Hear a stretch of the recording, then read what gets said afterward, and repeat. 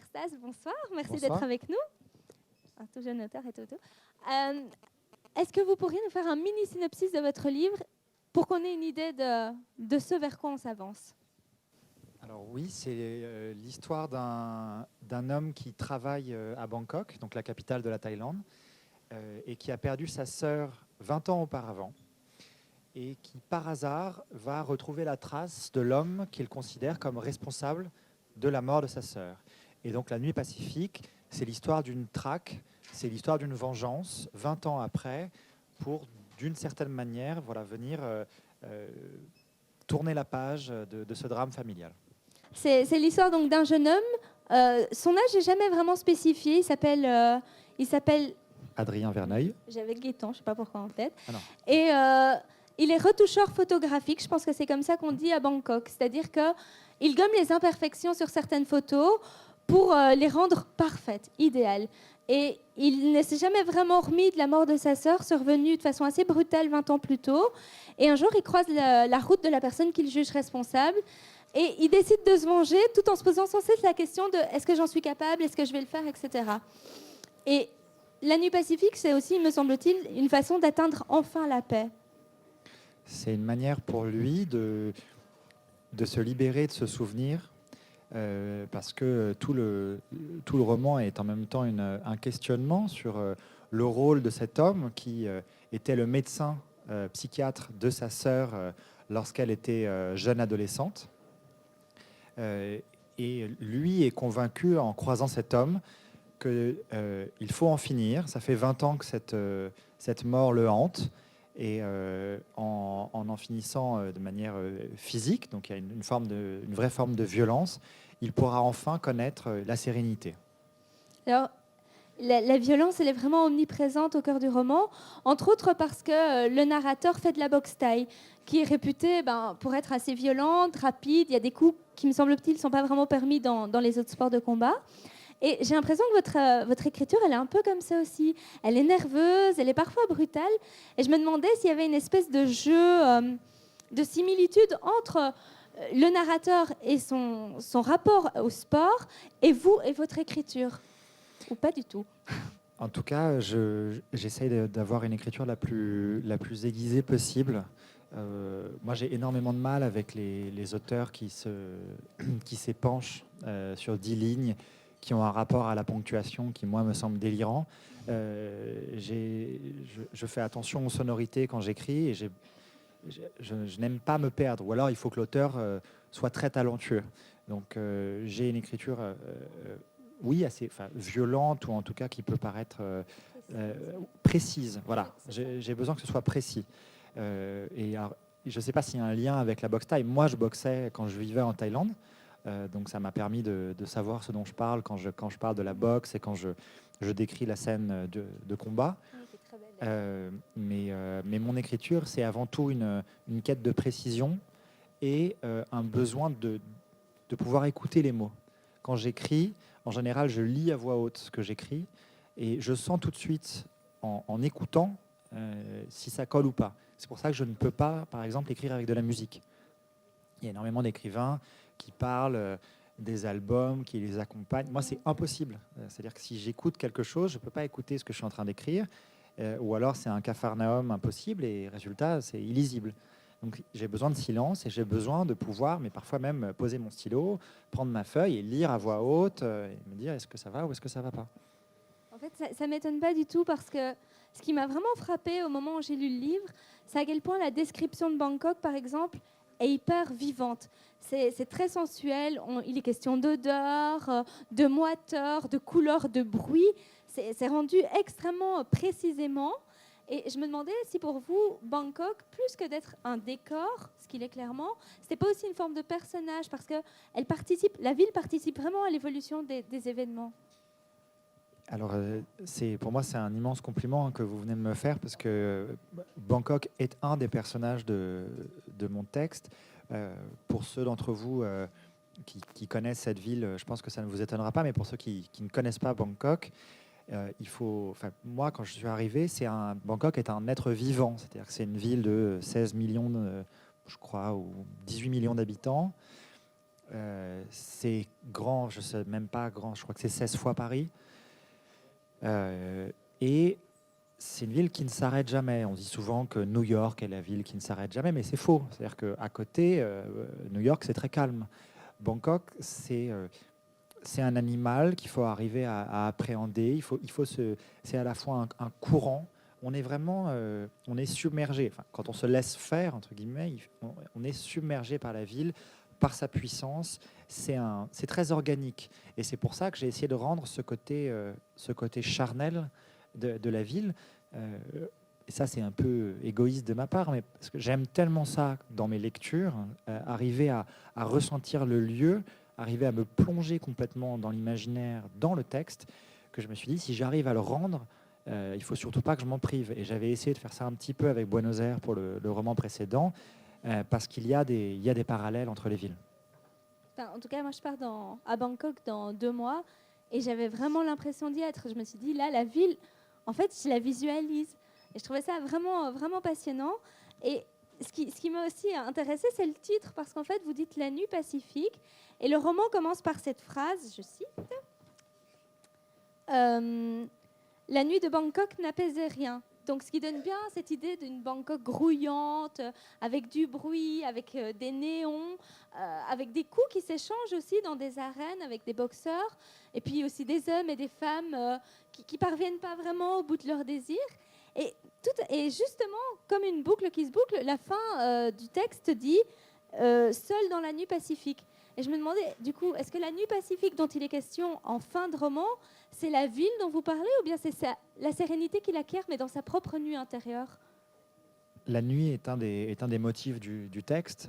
C'est la nuit de la ville, c'est la nuit de ce pays, c'est la nuit de certains de mes personnages qui passent par des phases de crise aiguë.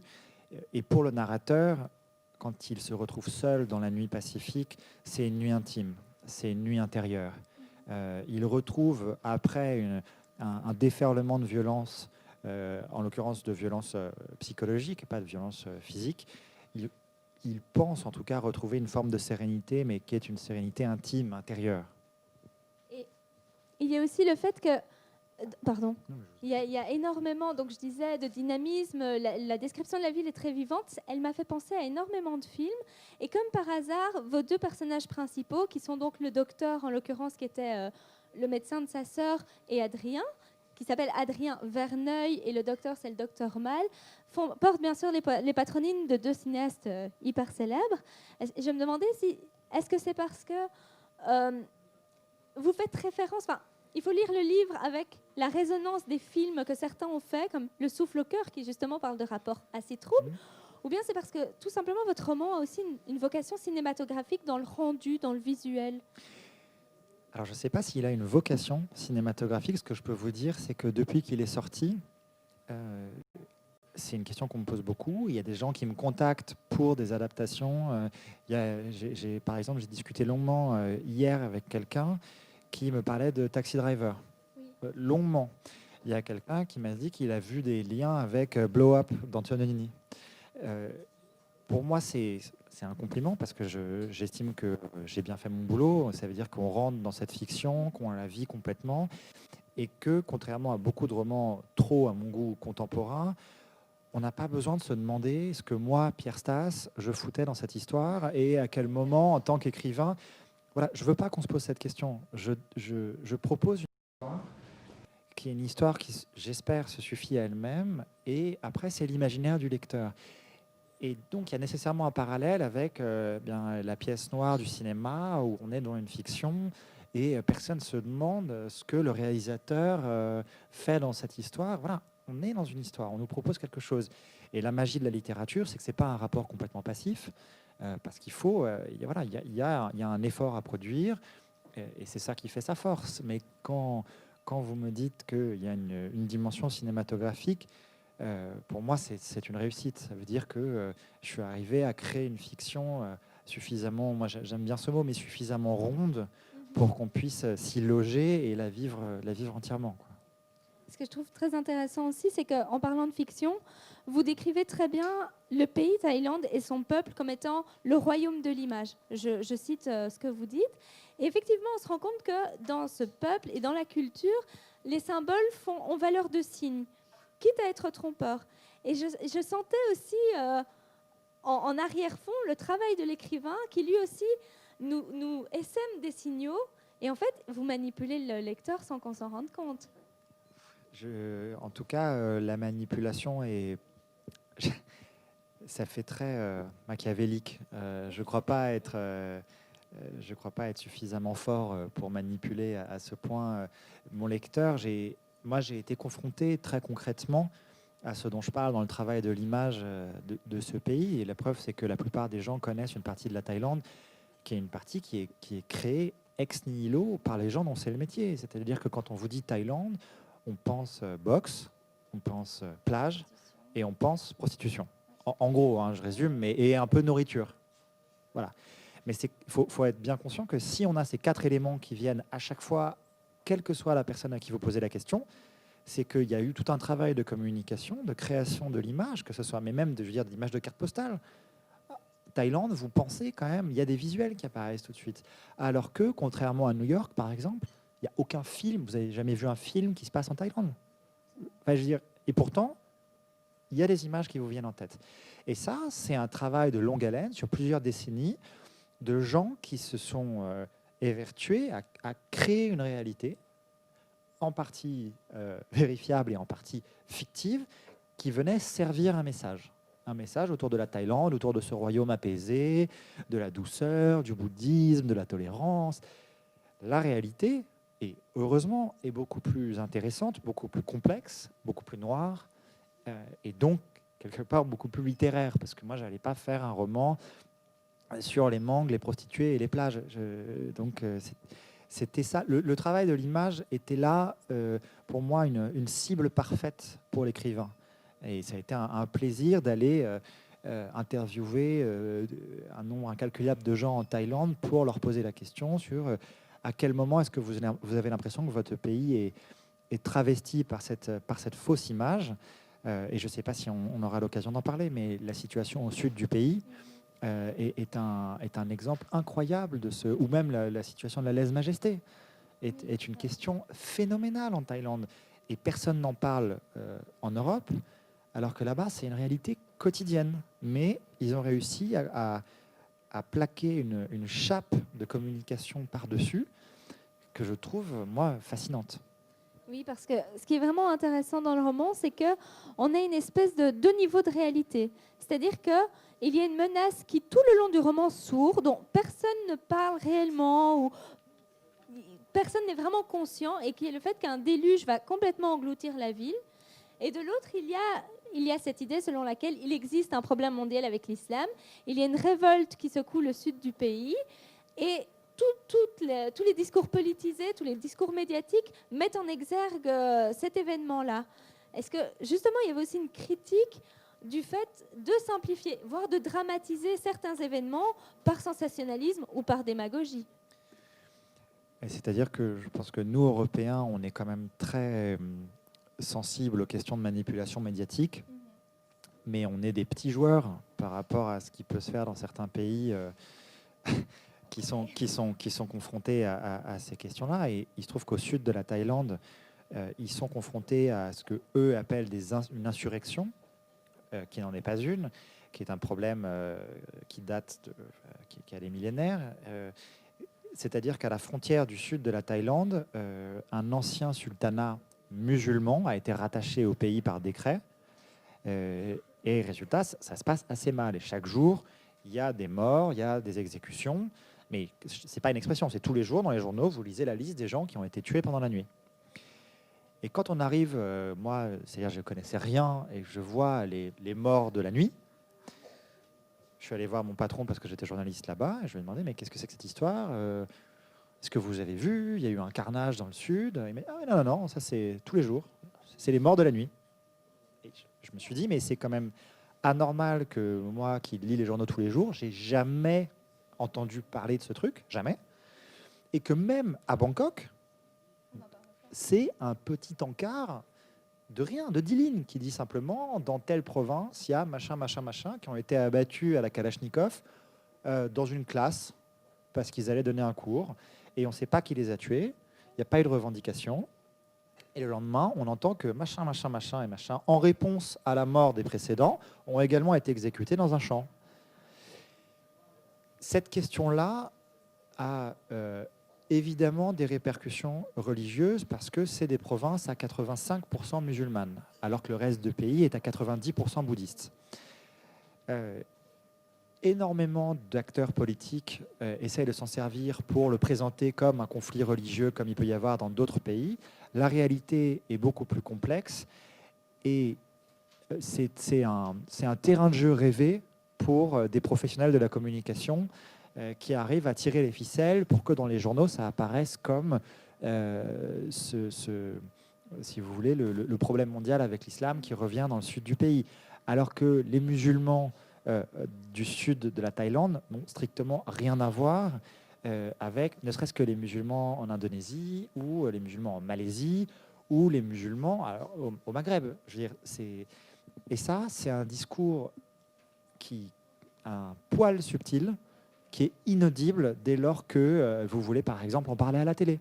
C'est pour ça que personne n'en parle jamais. Alors, en parlant justement de ces différents niveaux de manipulation, de communication, il y a plusieurs narrateurs dans le roman. Il y a un député qui rêve de devenir Premier ministre. Il y a Adrien, bien sûr, dont on suit la quête personnelle tout au long du roman. Et puis, il y a le docteur Mal lui-même.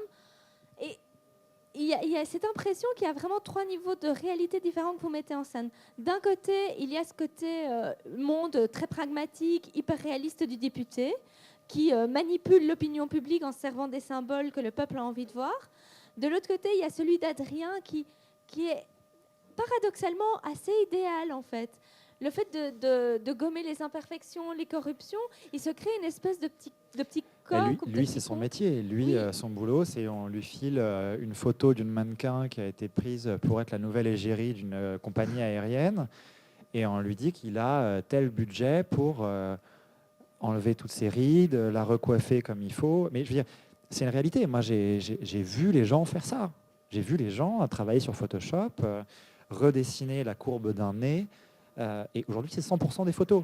100% des photos qu'on voit dans les magazines, qu'il s'agisse d'une boîte de petits pois ou d'une photo de mode, sont retouchées. Et d'ailleurs, quand il y a une erreur à l'impression et qu'une photo non retouchée sort dans un magazine, c'est choquant. Et tout le monde se dit, mais qu'est-ce qu'ils ont foutu? C'est horrible, elle a un bouton sur le... Lui, il vit là-dedans. Mais je voudrais simplement préciser quelque chose. J'ai peur qu'on ait l'impression que ce soit un roman d'une complexité incroyable, avec différents niveaux de réalité et tout ça. C'est un roman très classique, en fait, dans sa narration. C'est linéaire, c'est une intrigue. Ça peut tout à fait se lire comme un roman policier, je crois. Oui, c'est vrai. Mais après, moi, je suis ravi que vous ayez relevé voilà, les différents niveaux de lecture et les différentes dimensions de ce roman. Disons que c'est vraiment très habile parce qu'en plus de ça, on a vu l'image que vous donnez du pays. Enfin, vous rendez c'est l'image et la culture de ce pays et elle est complètement investie dans le personnage qui crée le même genre de choses, c'est-à-dire qui joue sur les symboles, qui joue sur les signes. Et on sent très bien, il y a plusieurs réflexions très intéressantes où vous dites, oui, mais bon, imaginons qu'on ait une photo de famille, les 2 parents se sont séparés, et puis hop, on efface complètement, imaginons le papa. Qu'est-ce que ça fait de l'existence de la personne? Et je me demandais si, en partie, vous considériez qu'il peut parfois être immoral de retoucher une photographie, parce qu'elle possède une espèce de vérité intrinsèque, en fait. J'adorerais avoir la réponse à cette question. Je ne l'ai pas. Il se trouve que ça existe. Hein. Moi, j'ai rencontré quelqu'un dont c'est le métier, la retouche photographique. Et je lui ai demandé de me raconter quels étaient ces dossiers un peu hors normes, c'est-à-dire autres que la bouteille de shampoing qu'il faut redessiner. Et il m'a raconté l'histoire d'une femme de 70 ans qui, un jour, est venue le voir avec l'ensemble de ses photos de famille en lui demandant d'enlever une personne. Ah, donc c'était vrai. Et oui, cette histoire-là est une histoire vraie. Alors que j'ai modifié, parce que c'est après, je ne veux surtout pas révéler d'éléments intimes de la vie des gens, mais Et j'ai été fasciné, c'est à partir de là que j'ai vraiment commencé à réfléchir à cette question de la retouche photographique. Quelle est l'implication d'une retouche qui concerne toutes les photos de famille de quelqu'un? C'est-à-dire qu'on se dit, ben voilà, par exemple, mon gendre a maltraité ma fille. Je vais prendre les 1000 photos que j'ai accumulées sur ma vie. Je vais aller voir ce monsieur qui a une agence de retouche et je vais retoucher toutes mes photos, faire disparaître, quand c'est possible, mon gendre, les photos. Mais un peu comme on faisait disparaître certains responsables politiques sous Staline. Enfin, elles sont connues, ces photos, où il manque un responsable, il y a un trou dans la photo et on voit quelqu'un qui est comme ça, avec son bras dans le vide.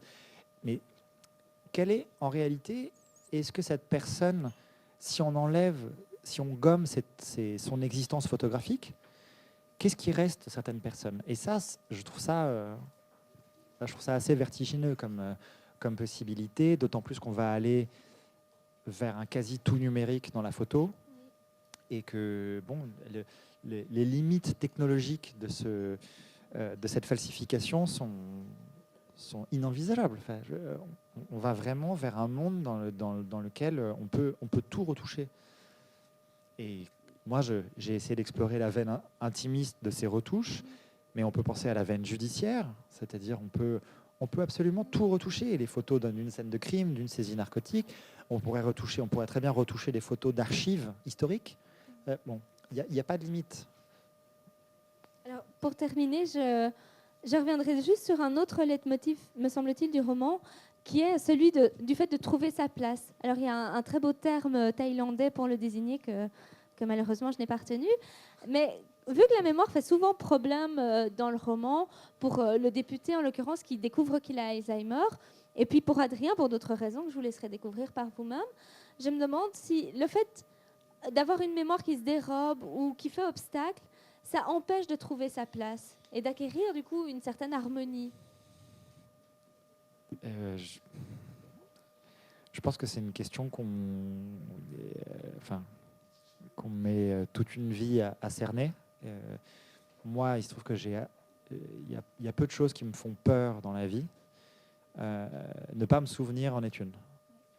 Et j'ai déjà des problèmes de mémoire. Il y a vraiment des choses que j'ai absolument oubliées. Et lorsque je m'en rends compte, c'est terrible. Et donc, c'est aussi pour ça que j'écris. Parce qu'il y a un côté très égoïste, c'est des jalons dans ma vie. Et je sais que c'est des bornes mémorielles. Je vais avoir des souvenirs de toute la périphérie littéraire, de tout le travail que ça représentait, des voyages, des gens que j'ai rencontrés. Moi, je vis, mais ça n'a pas beaucoup d'intérêt de vous raconter ça, mais c'est une de mes obsessions, c'est d'arriver à me souvenir de ce qui s'est passé. Et pour autant, c'est assez paradoxal parce que je ne tiens pas du tout un journal intime au jour le jour comme le font certaines personnes. Mais oui, je crois que une part de la quête identitaire passe par le souvenir, vraiment. Et la littérature traite ce sujet dans beaucoup plus de romans qu'on ne le croit. C'est-à-dire qu'énormément de romans se confrontent à cette question, même s'ils sont présentés comme des romans d'amour ou comme des romans policiers ou même comme des romans historiques. Il y a un moment, lorsqu'on traite de l'intime, la question de la mémoire joue son rôle. Alors, comme l'auteur vous l'a dit, voilà, ça se lit comme rien, ça vous fait penser à plein de choses. Enfin, moi, ça m'a fait penser au film Lost in Translation, ça m'a fait penser à un autre film qui s'appelle Taxidermia, ça m'a fait penser à d'autres livres que j'avais lus. D'ailleurs, rien à voir, mais ça s'appelle La Nuit Pacifique. Ça se passe en Thaïlande. Il y a des relations familiales assez troubles. Et évidemment, je n'ai pas pu m'empêcher de penser à Barrage contre le Pacifique de Marguerite Duras. Alors, je ne sais pas si la référence est fortuite ou pas, mais il faut vraiment que j'ai la réponse à cette question. Elle n'est pas fortuite parce que je connaissais, voilà. Mais c'est, si vous voulez, elle est inconsciente au moment où je trouve le titre. Je m'en rends compte avant la publication du livre, donc j'ai encore la possibilité de le changer une fois que je m'en suis rendu compte, et je ne change pas. D'accord. Voilà. Et il y a effectivement un vrai côté durassien à ce niveau-là, dans la description des personnages, dans la restitution de l'atmosphère qui est vraiment, vraiment très précise, très juste, très vivante. Ça se lit comme un roman policier, en même temps comme pas un roman policier, parce qu'il y a une telle interrogation sur plein de choses, sur la photographie, sur ce que nos actes font de nous, qu'on est vraiment bien au-delà. Il est prêt à vous dédicacer ses ouvrages, donc n'hésitez pas, c'est peut-être l'occasion. Et puis si vous partez à Bangkok, il faut absolument que vous le preniez avec vous. Merci beaucoup. Merci beaucoup. Merci à vous.